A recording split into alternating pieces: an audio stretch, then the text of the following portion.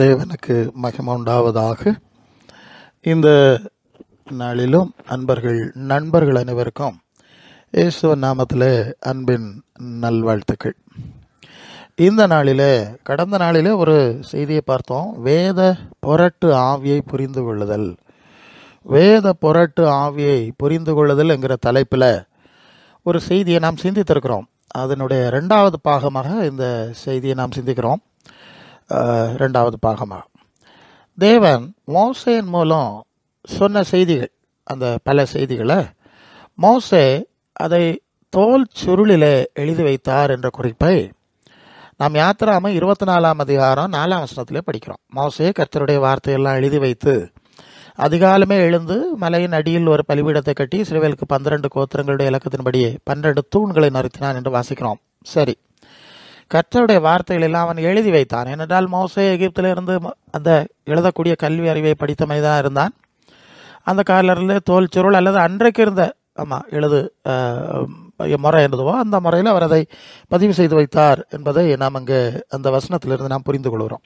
ஆனால் அதன் பிறகு இவங்க என்ன செய்வாங்கன்னா, ஒரு பிரதி இருக்கோன்னா அதில் பிரதி எடுப்பார்கள். அடுத்தது அதை பல இடங்களுக்கு அனுப்ப வேண்டும் என்றால் பிரதி எடுக்கணும். பழசாய் இப்போ அதை பாதுகாப்பதற்காக அடுத்த பிரதி எடுக்கணும். இப்படியெல்லாம் பிரதி எடுக்க வேண்டிய வேலைகளை அந்த லேவி கோத்திரத்தை சேர்ந்த வேதபாரகர்கள் என்று சொல்லக்கூடிய வகுப்பார் தான் இந்த இதை எழுதுவதும், இதை பாதுகாப்பதும், அதை பிரதி எடுப்பதும், அதை படிப்பிப்பதும் எல்லா வேலையும் அவங்க தான் செய்வாங்க. ஆனால் இவங்க என்ன செஞ்சிட்டாங்கன்னா, இந்த மோசே எழுதி வச்ச அந்த ஒரிஜினல் ரீதியில் அந்த பிரதியை அவங்க பாதுகாக்கலை. பல இடத்துல தங்களுக்கு தோணுன மாதிரி திருத்தங்களை, மாறுதல்களை உண்டு பண்ணினார்கள் என்ற ஒரு காரியம் நடந்திருக்கிறது. இதை தீர்க்கதரிசியை கொண்டே தேவன் வெளிப்படுத்தி விட்டார். எரேமியா, ஏசாயா போன்ற தீர்க்கதரிசிகளை கொண்டு வெளிப்படுத்தினார். இயேசுவும் கூட அதை உறுதிப்படுத்தினார். அது அப்படி ஒரு வரலாறு, ஒரு முக்கியமான காரியம் இருக்கிறது. அதை நாம் சிந்திக்கிறோம். எரேமியா 8ஆம் அதிகாரம் 8-9 வசனத்தில், நாங்கள் ஞானிகள் என்றும் கர்த்தருடைய வேதம் எங்களிடத்தில் இருக்கிறது என்றும் நீங்கள் சொல்லுகிறது எப்படி?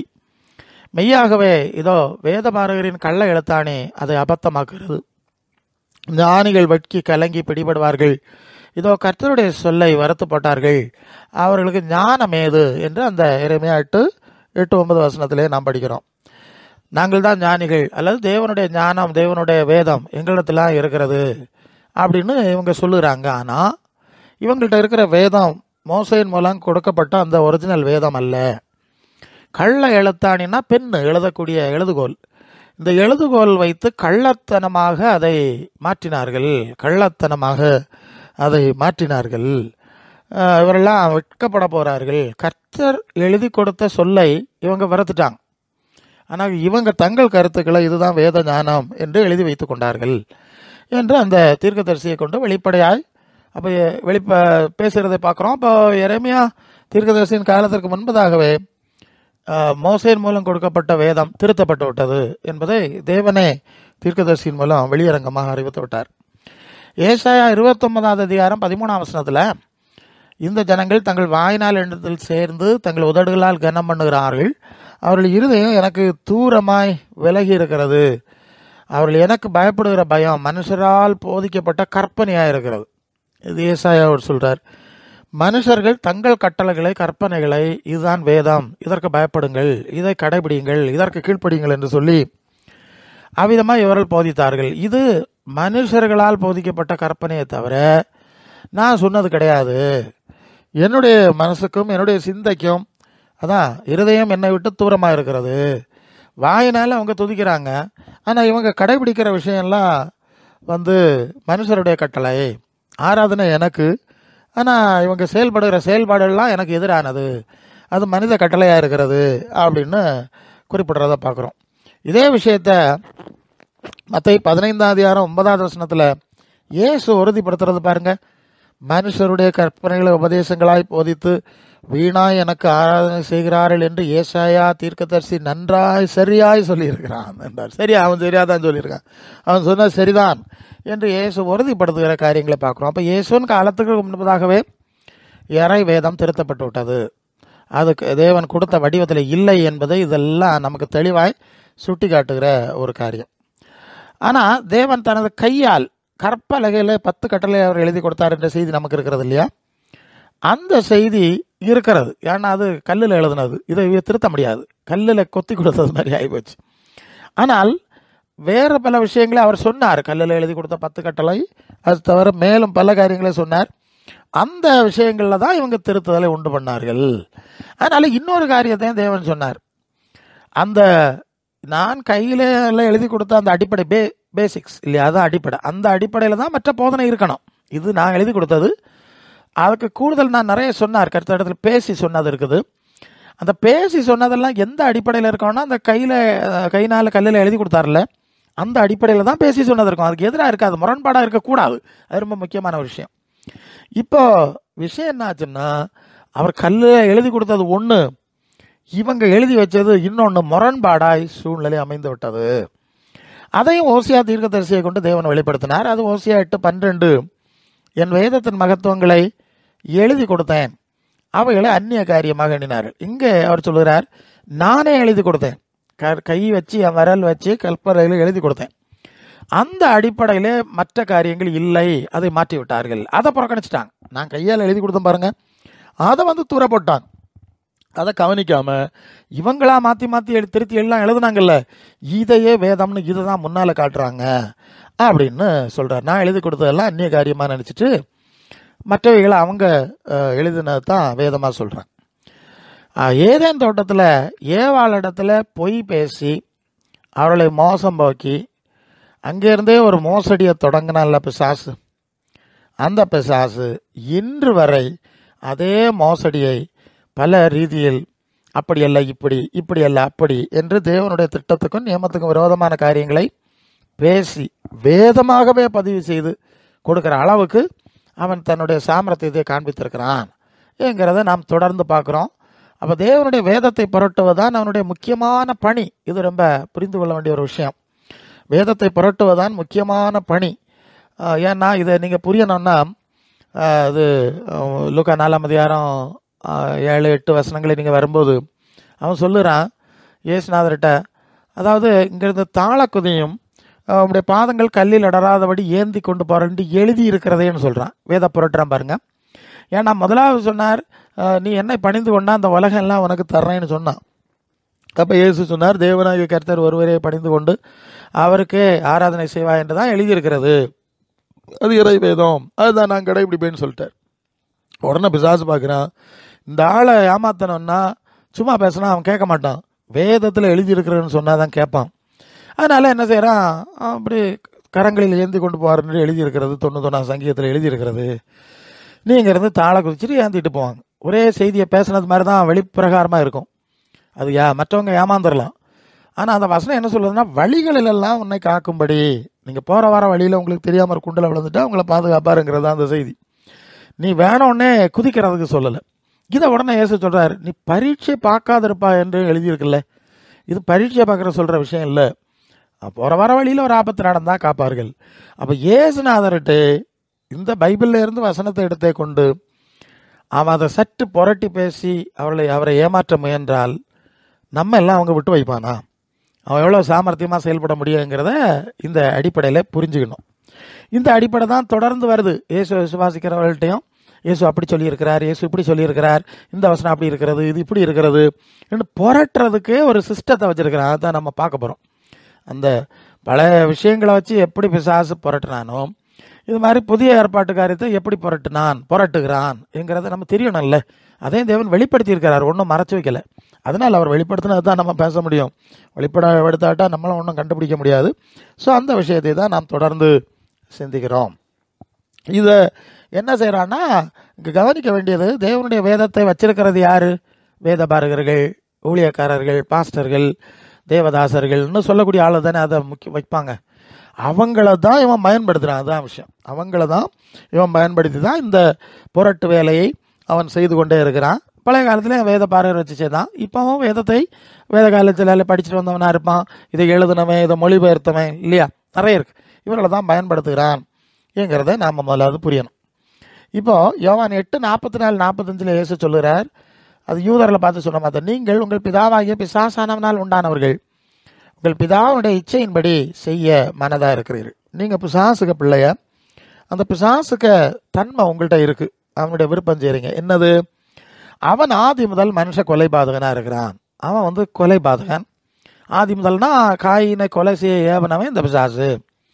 அப்போ உங்கள்கிட்ட இருக்கக்கூடிய கொலைகார கொள்கை இருக்குல்ல உங்கள் வேதத்தில், தவறாதல், ஆமாம், பழைய ஏற்பாட்டில் நியாயப்பிரமாணத்தில், இந்த கொலைவரை கொள்கையெல்லாம் நான் கொடுக்கல. அதான் அதுக்கு விஷயம். கொலை செய்யாதிருப்பாயின்னு தானே நான் எழுதி கொடுத்தேன். நான் எழுதி கொடுத்தது என்னது? கொலை செய்யாதிருப்பாங்க. 10 கட்டளையில் ஒன்று கொலை செய்யாதிருப்பாங்க. அப்புறம் நீங்கள் பல அதுக்கு கொலை செய்யலாம், இதுக்கு கொலை செய்யலாம், அப்படி வெட்டலாம், இப்படி குத்தலாம்னு சொல்கிறது யாருடா சொன்னா? நானே கொலை செய்யாதிருப்பாயாகன்னு சொல்லி கொடுத்தா இந்த கொலை வரை கொள்கை எப்படி வந்தது உங்கள்கிட்ட? நான் எழுதி கொடுத்ததுக்கு முரண்பாடு. அதான் நான் சொன்னேன், நான் எழுதி கொடுத்ததெல்லாம் தூர போட்டாங்க, கொலை செய்யப்படாதுன்னு சொன்ன தூர போட்டாங்க. இவன் அவனுக்கு தோணுதான் எழுதுனான். இது என்ன காரணம்னா அவங்க அப்பம் பிசாசு. அவன் தான் காயினை வச்சு ஆபேல் நீதிமான கொன்னவன். அவன் தான் உங்களை வச்சு இந்த கொலைகார கொள்கையெல்லாம் எழுதுனான். அதுதான் அதுக்கு அடிப்படை இல்லையா? அதனால அவனுக்கு குணம் உங்கள்கிட்ட இருக்கு. சத்தியம் அவன்கிட்ட கிடையாது. அவன் அந்த உண்மை சத்தியத்தை புரட்டு தான் அவனுக்கு வேலை. நான் ஒன்று புசிக்காத சாகவே சாவேன்னா நீங்கள் சாகவே சாக மாட்டாயின்னு சொல்லுவா. நீ தேவர்களை போல ஆர்வம், இப்படியெல்லாம் பொய் சொல்லுவா. அதான் உனக்கு இயல்பு. அவன் சத்தியத்தில் நடக்கிறது கிடையாது. அவன் சத்தியத்தில் நடக்கலை. அவன் பொய்யனும் பொய்க்கு பிதாமா இருக்கிறதுனால அவன் பொய் பேசும்போது சொந்தத்தில் எடுத்து பேசுவான். இதுதான் பாயிண்ட். நான் சொல்லாததை கர்த்தர் சாகவே சாவேன்னா நீ சாகவே சாக மாட்டாயின்னு சொல்லுவா. இப்படி நான் தேவன் சொல்லாததெல்லாம் அவர் இப்படி சொன்னார், இதுக்கு அர்த்தம் இதுதான் உபதேசம் அப்படின்னா அதுக்கு நேர் மாறுபாடான காரியங்களை சொந்தத்தில் எடுத்து பேசுகிறவன் தான் இந்த பிசாசுக்கு வேலை. நான் உங்களுக்கு சத்தியத்தை சொல்கிறதுனால நீங்கள் என்ன விசுவாசிக்கல? நான் சத்தியத்தை கொண்டு வந்துட்டேன். உங்கள் கையில் இருக்கிறதெல்லாம் கள்ளத்தனம், பொய். சத்தியம் இதுதான்டான்னு சொன்னோன்னே அதான் கொலை செய்யாதிருப்பான்னு சொன்னாரே, அந்த வசனம் எல்லாம் தெரியுதுல்ல. என்ன நீங்கள் விசுவாசிக்க மாட்டேங்கிறீங்க? இதுதான் பிரச்சனை. அப்போ இயேசு சத்தியத்தை கொண்டு வருகிறார், பிசாசு பொய்யை கொண்டு வருகிறான். நீங்கள் யோவான் 18:36-37 சொல்லும்போது, ஆமாம், என்னுடைய ராஜ்யம் இந்த உலகத்துக்குரியதல்ல, சத்தியத்தை குறித்து சாட்சி கொடுக்க நான் பிறந்தேன். சத்தியவான் அவன் என் சத்தம் கேட்குறான். அப்போ இயேசுவின் சத்தம். இந்த இயேசு நாம ஆராதனை மன்றங்களை என்ன செய்வாங்கன்னா இயேசுன்னு வசனத்தை வாசிக்க மாட்டாங்க, இயேசுவின் மாதிரிக்குள்ளே வரமாட்டாங்க. இது நான் அடிக்கடி சொல்லுது. அப்போ அவங்க இயேசுவின் சத்தம் கேட்க வரும், தங்களுடைய தலைவமார்க்க சத்தம் கேட்பாங்க. இந்த மாதிரி நிறைய கிடக்கு. அந்த கூட்டங்களுக்கு சத்தம் தான் கேட்பாங்க.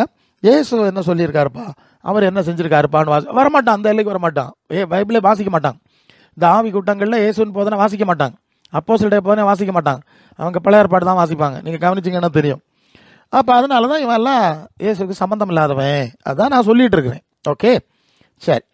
அப்போது பொய்யனாகிய பிசாசு சத்தியத்தை புரட்டுறதுக்கு, தனக்கு சொந்த கருத்தை மனிதர்களுடைய மனசில் பதிய வைக்கிறதுக்கு, அன்னைக்கு ஏவாள்கிட்ட பதிய வச்சான்ல நீங்கள் சாகவே சாவதில்லைன்னு, இது மாதிரி தனக்க கொள்கையை பதிய வைக்கிறதுக்கு அன்னைக்கு யூத வேத பாரர்களில் பயன்படுத்தினானுங்கிறத தான் இயேசு தெளிவுபடுத்துகிறார். நீங்கள் வச்சுருக்க வேதம் எனக்கு சொந்தமாக பேசுகிற பிசாசாமே, அவனுக்கு பிள்ளைய நீங்கள் அதெல்லாம் எழுதி செஞ்சுருங்க. அவன் சொந்தமாக பேசுவான், நீங்கள் சொந்தமாக எழுதுவீங்க இல்லையா?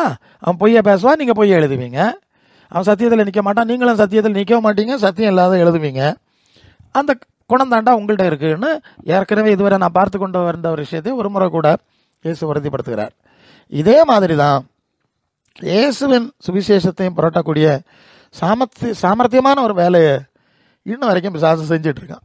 அங்கே செஞ்சான்ல, இப்போ இங்கே செய்ய மாட்டானா என்ன? இன்னைக்கும் செய்து கொண்டிருக்கிறான். இதுதான் நம்ம புரிய வேண்டிய ஒரு முக்கியமான விஷயமா இருக்கிறது. இன்னும் வர செய்கிறான். நீங்கள் 2 கொரிந்தியர் 11:3-4 அதை பவுல் அப்படி தான் சொல்கிறார். சர்ப்பமானது தந்திரத்தினால ஏவாளை வஞ்சித்தது போல உங்கள் மனசும் கிறிஸ்துவை பற்றிய உண்மை நின்று விளக்கும்படி கெடுக்கப்படுமோ என்று பயந்திருக்கிறேன். நல்லா கவனிக்கிறீங்களா? அழகா சொல்றார். அன்னைக்கு முதல் சபை ஆதாம் ஏவாள் தான். அவங்களே ஏமாத்தினவன் உங்களே ஏமாத்துவான். ஏசு கிறிஸ்துவ நாமத்திலே ஏசு கிறிஸ்துவுக்கு சம்பந்தம் இல்லாதெல்லாம் பேசுவான், சம்பந்தம் இல்லாதெல்லாம் வேதம்னு சொல்லுவான். அது இயேசுவை பற்றியது இல்லை, கிறிஸ்துவை பற்றியதல்ல, கிறிஸ்துவை பற்றிய உண்மை இல்லை, அவர் கொடுத்த சத்தியத்தின் அடிப்படையில் இதெல்லாம் செய்வான். அந்த சத்திய உண்மையிலிருந்து விலகும்படி உங்கள் மனசை கெடுத்துருவான் அப்படின்னு சொல்லுகிறார். அதுக்கு விளக்கம் சொல்கிறார் 11:4. அது எப்படி தெரியுமா? உங்களிடத்தில் வர்றவங்க, உங்களை நடத்துகிறவன் நல்ல வேத பாரத மாதிரி பைபிள் காலேஜில் படிச்சுட்டு வந்தவனுவன் எங்கெங்கெல்லாம் இயேசுன்னு சொல்லிட்டு வர்றான்ல, சில வேளை அற்புதமாக செஞ்சுட்டு வருவான்ல, அவன் என்ன சொல்கிறான்? நாங்கள் பிரசங்கியாத வேறொரு இயேசுவை பிரசங்கம் பண்ணுவான். இயேசுன்னு தான் சொல்லுவான். ஆனால் இந்த மாம்சத்தில் 33 வயசில் வாழ்ந்து மாதிரி காண்பிச்சார்ல, அந்த இயேசுவின் மாதிரிக்கும் இந்த மாதிரிக்கும் சம்மந்தம் இருக்காது. அவர் சொன்ன வார்த்தைக்கும் இவனுக்கு வார்த்தைக்கும் சம்மந்தம் இருக்காது. ஆனால் ரெண்டும் இயேசு தான், டைட்டில் ரெண்டுமே இயேசு தான். ஏறக்குறைய நல்ல விஷயங்கள் இருக்கிற மாதிரி இருக்கும், முக்கியமான விஷயம் இருக்காது. அது பிசாசுடைய சாமர்த்தியம். 10 விஷயத்தை பேசும்போது ஒரு 8 உண்மையை சொல்லி 2 பொய்யை உள்ள வச்சுட்டா அந்த பொய்யை உண்மையாயிரும். இதுதான் அதுக்கு சாமர்த்தியம். 10 பொய்யா சொன்னால் எல்லாப்பா பொய்யா இருக்குது, புரட்டா இருக்குன்ட்டு நம்ம என்ன செஞ்சுருவோம், நம்ம கண்டுபிடிச்சிருவோம். இது கண்டுபிடிக்காமல் இருக்கிறதுக்கு கொஞ்சம் பொய்யை உண்மை சொல்லிடுவான். உண்மை சொல்லிட்டு இடையில கொஞ்சம் பொய்யை வைப்பான். அப்போ அந்த பொய்களும் உண்மையோட கலந்து உண்மையாயிடும். அதான் அப்போஸ்தலர் 16:16 குறி சொல்கிற ஆவியுடைய ஒரு பொம்பளை இருந்தா, பவுலையும் சீலாவையும் பார்த்து இவர்கள் தேவனுடைய ஊழியக்காரர்கள், உன்னதமான தேவனுடைய ஊழியக்காரர்கள், ரட்சிப்பின் வழியை நமக்கு அறிவிக்கிறவர்கள் சத்தம் போட்டு சொன்னால. எத்தனை நாள் சொன்னா? இப்படி அநேக நாள் செய்து கொண்டு வந்தாள்னு இருக்குல்ல. அப்போ பவுலையும் சீலாவையும் ஏமாத்துற அளவுக்கு அந்த பிசாசு உண்மை பேசிட்டு பிறகு அவரை தான் சந்தேகம் இல்லை, இதில் ஏதோ ஒரு விஷயம் இருக்குன்னு கண்டுபிடிச்சி துரத்தினோன்னு ஓடி போச்சு. பிறகு அடி கிடச்சி. அப்போது அப்போஸ்தலரை ஏமாத்துறதுக்கு இவ்வளவு சாமர்த்தியமாக பொய் சொல்ல முடிஞ்சா நம்ம எல்லாம் ஏமாத்துறோம் பாருங்க. இது புதிய ஏற்பாட்டில் நடக்கிற விஷயம் தானே, நடந்தது தானே. இது மாதிரி தந்திரமாக பொய்யை உண்மையை கலந்து பேசுவான். இது பாமர மக்கள் குழம்பிடுவான். ஸோ இதை தெளிவாக்குற வேலையை எங்களை மாதிரி ஊழியக்காரர்களுக்கு தெரிறாரு. அப்பா இப்படி சொல்லியிருக்கு, ஏசு இப்படி தான் சொன்னார், அப்போஸ்தலர் இப்படி தான் சொன்னார், இப்படி தான் எழுதுனாங்க, இந்த பாவை இப்படி எல்லாம் புரட்டுறான், மொழிபெயர்ப்பை மாற்றணும், சில என்ன இதெல்லாம் வரிசைப்படுத்தி சொல்லிடுவோம் இல்லையா. வசனங்களை வரிசைப்படுத்தி தான், ஏன்னா சும்மா சொல்ல முடியாது. அதுக்கு என்ன ஆதாரம்னா கொடுத்தா அந்த பாவை ஓடிடுவான், நிற்க மாட்டான். இந்த வேத புரட்ட மாதிரி வசனம் பேச வரமாட்டான், வசனம் கேட்க வரமாட்டான், ஓடிடுவானு. பாதியிலே சண்டை போட்டுட்டு அலறி அடிச்சுட்டு குதிச்சு, இந்த பேய் வழக்கமாக இப்போ சாசம் அப்படி தானே, இவனை கொல்லுவேன் அழிப்பேன்லாம் ரொம்ப ஆவேசமாக கத்துவான். அப்புறம் பனைமரம் பொத்துன்னு விழுந்த மாதிரி விழுந்து அந்த ஆளை தள்ளி போட்டுட்டு ஓடி போயிடுவான். இது மாதிரி தான் இந்த வஞ்சிக்கிற ஆவி கூட்டங்கள். நான் 35 வருஷம் இதை பார்த்துட்டு இருக்கிறேன்ல, இதுதான் இந்த பயவை செய்வானுவேன். ஓகே, எங்களுக்கு இது ஆண்டவர் படிப்பிச்சிருக்கிறார்கள், நாங்கள் இதை குறித்து ஆச்சரியப்படுறதில்லை. இப்போ என்ன நடக்குது, இயேசுக்கு சம்பந்தம் இல்லாத காரியங்களை, வாழ்க்கைக்கும் அனுபவத்துக்கும் சம்மந்தம் இல்லாத காரியங்கள் பைபிளில் இருக்க விஷயம் தான். இப்போ இருக்கிறதுனால சொல்லிடலாம், பிரசங்கிப்பாங்க. நீங்கள் பெற்றாத வேறொரு ஆவி கொண்டு வருவாங்க. பரலோகத்தில் இருந்த ஆவி வந்தால் இயேசு என்ன பேசினாரோ மாதிரி காட்டினாரோ அது நினைப்போட்டோம், நான் வசனமாக பார்த்துட்டோம். அப்போஸ்தலருக்குள்ள இருந்த ஆவி வந்தால் அந்த இயேசுவும் அப்போஸ்தலன் சொன்னதை நமக்கு நினைப்பூட்டுகிறேன்ல. இது ஏன் முரண்பாடாக போகுதுன்னா, இது இயேசுக்குள்ள அப்போஸ்தலருக்குள்ள இருந்த ஆவி இல்லை. இது அந்நிய பாஷை பேசிக்கிட்டு வர சர்ப்பத்தின் ஆவி, பொய்யின் ஆவி. அது வேறொரு ஆவி வந்து செயல்படுறதுனால தானே இந்த உபதேசங்கள் இவ்வளோ தூரம் தலைகளாக போகுது. இல்லைன்னா சின்ன சின்ன தவறும் மனுஷத்தில் வரும். டோட்டல் அஸ்திபாரமே தலைகளாக மாறி இருக்குன்னா இது சாதாரண விஷயம் இல்லைல்ல, நீங்கள் புரியணும். வேறொரு ஆவி வரும், வேறொரு சுவிசேஷம். சுவிசேஷம் என்ன சொல்லுன்னா, பாவத்தை விட்டு மனம் திரும்பு. முதல் சுவிசேஷன் முதல் பிரசங்கம், மனம் திரும்புகள், பரலோக ராஜ்யம் சமீபம். மத்தேயு 4:17. பரம்னா மேலே, மேலே ஒரு ராஜ்யம் இருக்கு, அதுக்கு நேராக மனசை திருப்பு, பூமியில் திருப்பாத. மத்தேயு 6:33 முதலாவது அந்த பரலோக தேவனுடைய ராஜ்யத்தையும் அவருக்கேற்ற நீதிகளையும் தேடுங்கள். இதுதான் சுவிசேஷம். ரோமர் 12:2 நீங்கள் இந்த பிரபஞ்சத்துக்கு ஏற்ப வேஷம் தெரியாமல் தேவனுக்கு பிரியம் நன்மையும் பரிபூர்ணமான சித்தம் என்னதென்று பகுத்தறியத்தக்கதாய் உங்கள் மனசு பரலோக தேவனுக்கு ஏற்ற காரியங்களை சிந்திக்கிற ரீதிக்கு வர வேண்டும். இதுதான் சுவிசேஷம். மத்தேயு 5:48 பரலோகத்தில் இருக்கிற உங்கள் பிதா பூரண சர்க்குணராக இருக்கிறது போல அவருடைய குணம், அவருடைய சிந்தை, அவருடைய தன்மை, அவருடைய காரியம் வரணும். பரலோகத்தில் இருக்கிற பிதா சித்தத்தை அறிஞ்சு செஞ்சா பரலோகத்துக்கு போகலாம், இல்லைன்னா போக முடியாது. இதுதான் சுவிசேஷனுடைய அடிப்படை. இதை அடைகிறதுக்கு முதல்ல மனசை திருப்பணும். உலகத்திலிருந்து பரலோகத்துக்கு நேராக திருப்பு, இந்த தவறான போதனைகளிலிருந்து சத்தியத்துக்கு நேராக திரும்பு, இப்படி மனசை திருப்பு. அப்போ தவறுன்னு ஆனவியலெல்லாம் அறிக்கை பண்ணி விட்டுடு, அதுக்கு மன்னிப்பு தந்துடுவார். அது இயேசுவின் சிலுவை பலியின் மூலம் அதனுடைய விளைவு தடுத்து நிறுத்தப்படும், மன்னிப்பு தந்துடுவார். இது புது சிருஷ்டியாக மாறிடு, புது ஜீவனாம், புது மனுஷனாக மாறிடு, புதுதான திட்டம், கிறிஸ்துவுக்கு உள்ளான சீசத்துவம் இல்லையா. அதான் இயேசு எனக்கு சீசராகி ஞானசாங்க கொடுக்கன்னார். இதுவரை உலகத்துக்கு சீசனாக இருந்தா, உன் சங்கத்துக்கு ஸ்தாபனத்துக்கு சீசனாக இருந்தா, உன் தலைவமாருக்கு சீசனாக இருந்தா, இனி இதெல்லாம் தூர போட்டுட்டு எனக்கு சீசனாக வருவியா? இதுதான் பிரச்சனை. சபைக்கு சீசனாக வர்றது சொல்லலை, ஸ்தாபன சங்கத்துக்கு சீசனாக சொல்லலை, எனக்கு நான் சொன்னதும் காண்பிச்சலையும் சீசனாக இயேசுவை பின்பற்றுகிற நிலைமைக்கு வா. அப்போ இயேசுவின் தன்மை வரும், இயேசுவின் சாயல் வரும், அந்த கிறிஸ்துவ நிறைவான வளர்ச்சி வரும். பேசுகிற 4:11 இல்லையா, அதை படித்தா தெரியும். அதுக்கு தான் சபையை வச்சிருக்கு. இயேசுவை போல மாறுவாய், அவர் இருக்கிற வண்ணமாக அவரை தரிசிக்கிற சூழ்நிலைக்கு போய் சேருவாய். இதுதானுங்க சுவிசேஷம்.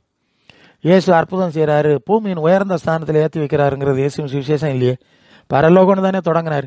உன்னதங்களில் அவரோடு கூட உட்காரும்படி செய்தார்னு சொல்லி எபேசியர் 2:7 சொல்லுதில்ல. கொலோசியர் 3:1-2 பூமிக்குரியவர்கள் அல்ல, கிறிஸ்து தேவனுடைய வலது பார்சத்தில் இருக்கிற மேலானவளை தேடுங்கள்னு அவங்களும் எடுத்து சொல்றாங்கல்ல. நம்முடைய குடியிருப்பு பரலோகத்தில் இருக்கிறது, இயேசு வர காத்திருக்கிறோம்னு சொல்லி பவுல் பிலிப்பியர் 3:20-21 சொன்னார்ல. பூமிக்குரிய கூடாரம் அழிஞ்சு போனாலும் தேவனால் கட்டப்பட்ட கைவில் இல்லை, அது நித்திய வீடு பரலோகத்தில் உண்டு என்று அறிந்திருக்கிறோம்னு 2 கொரிந்தியர் 5:1 பவுல் சொன்னார்ல.